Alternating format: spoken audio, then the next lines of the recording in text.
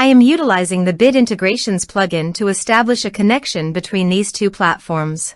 Let's go to Bit Integration Dashboard. Now click Create Integration. Now search and select the trigger, which is FluentCRM. Select a form or task name from the drop-down. I am selecting a contact is create. You can choose as you want. Click Next. Search and select Action Flowlu. Give here an API key and company name. So please visit the Flowlu API key. Portal setting. Copy the company name and paste it here. API setting. Create. Give here a meaningful name.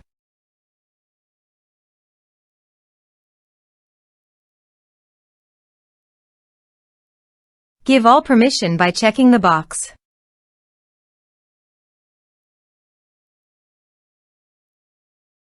Save. Copy the API key and paste it here. Authorized it. Authorization is successfully done. Next. Choose an action. Choose account type. Map the respective fields.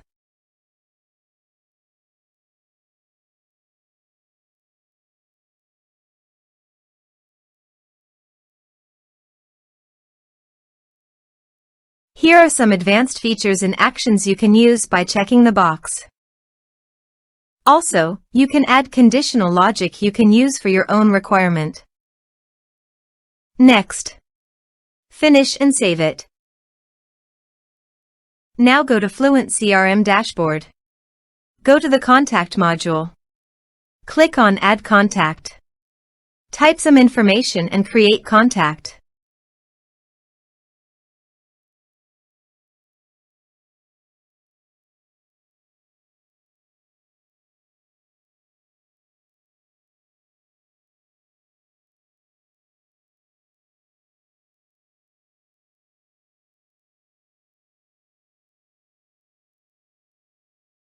Create contact. Contact added successfully. Now go to the Flowlu site and go to Contacts. You can see the data came successfully in the Flowlu site.